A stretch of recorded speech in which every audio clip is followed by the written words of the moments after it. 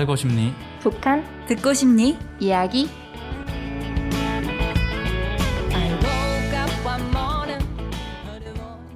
사이좋게 북한 친구들과 함께하는 작은 수다 시즌 50 233번째 이야기 2부. 안녕하세요, 서울두부입니다. 지난 1부에서는 최성국님의 북한 생활을 알아봤는데요. 솔직하게 말씀해주신 이야기들이 인상 깊게 남았습니다. 2부에서는 최성국님이 탈북을 결심하게 된 계기와 남한에서의 첫 발걸음을 이야기 나눠보도록 하겠습니다. 본격적으로 시작하기 전에 공지 하나 하겠습니다.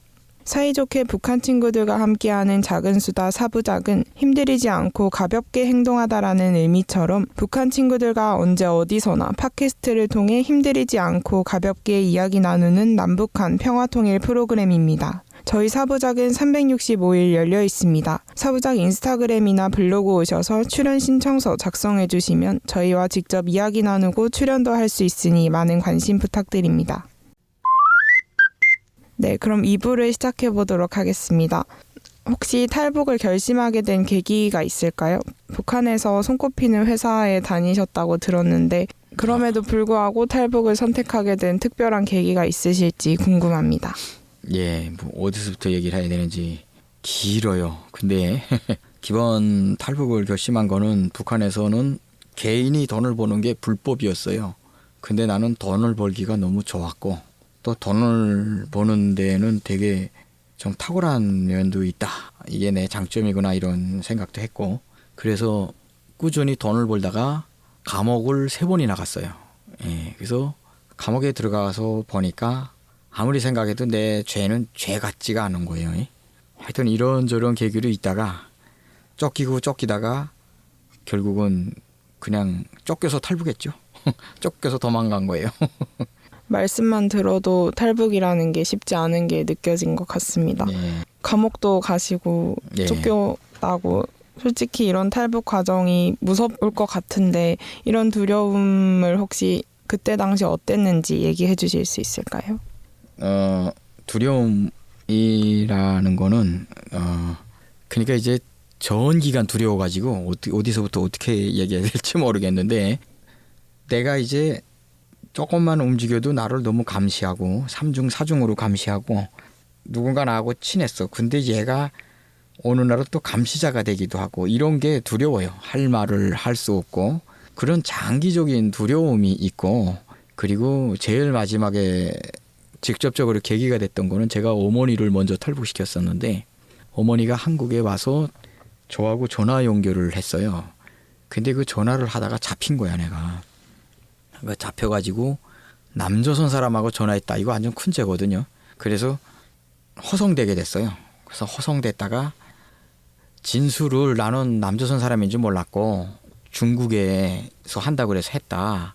근데 네가 네 엄마 목소리 모르냐? 그래서 그게 내 엄마냐? 엄마 아닌 걸 알고 있다 나는 그랬지. 그러니까 그걸 못 들었으니까 중국에서 너에게 어머니를 바꿔주겠다고 전화 왔냐? 그래서 그렇다. 내가 진술을 계속 그런 식으로 했어요.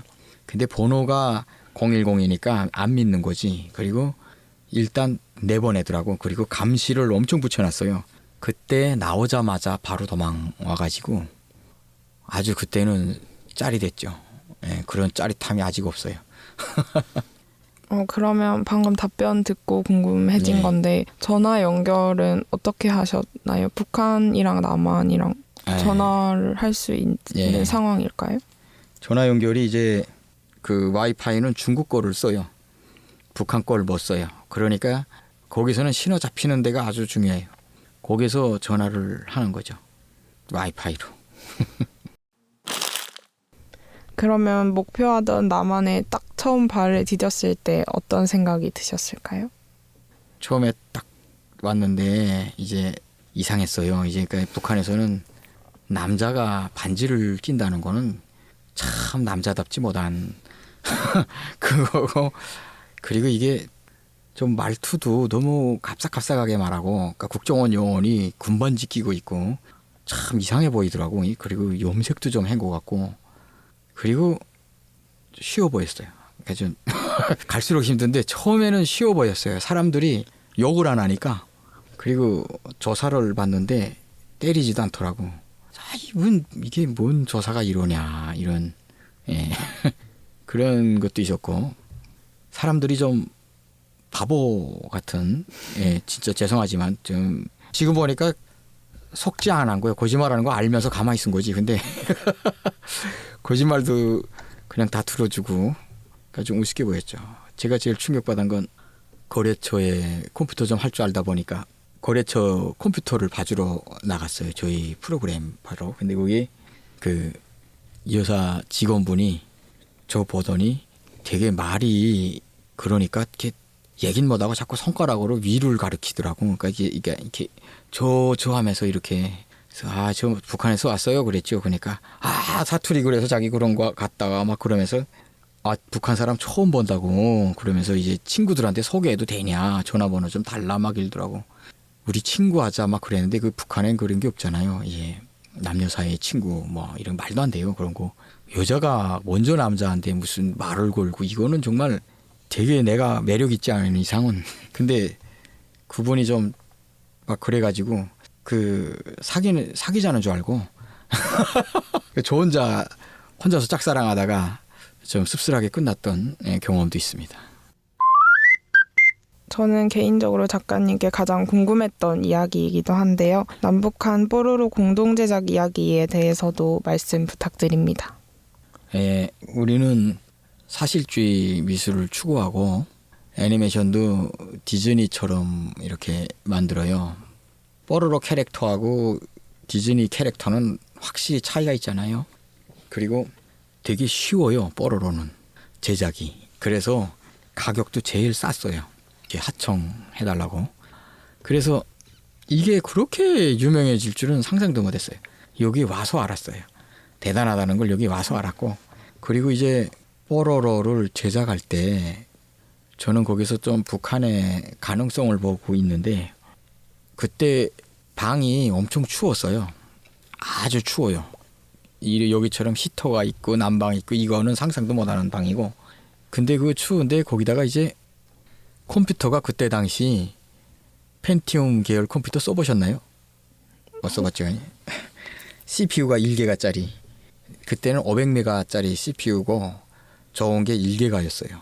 그래서 그 펜티움 1기가짜리 하드 40기가짜리 가지고 만든 게 뽀로로예요. 그리고 정전이 너무 돼가지고 이제 그땐 3D 맥스로 돌리는데 정전이 되면 다 날아가. 근데 또 하는 거예요. 그러면 그 렌더링 걸다가 좀 기술적인 부분인데 그래서 그 중요한 컴퓨터에다가는 UPS라고 정전이 되면 10분간 컴퓨터를 지속시켜주는 장치를 거기에 달고 힘들게 만들었어요. 진짜. 그래서 고생하던 기억밖에 없어요. 최성공님과 이야기를 하다 보니 이제 벌써 2부를 마무리할 시간인데요. 2부에서 함께 이야기 나눈 북한의 삶에서 작가님께서 업무뿐만이 아니라 일상적인 얘기도 많이 해주셔서 북한이 같은 듯 다른 모습을 많이 알 수 있었습니다. 이어지는 3부에서는 최성공님과 더욱 진솔한 이야기를 나눠볼 예정이니까요. 다음 방송도 놓치지 말고 꼭 들어주세요. 사부작 인스타도 놀러오셔서 팔로우해주시고 업로드 소식도 받아보시면 좋을 것 같습니다. 그럼 인사로 마무리할까요? 지금까지 창원수박 최성국이었습니다. 하나, 둘, 셋. 감사합니다. 감사합니다.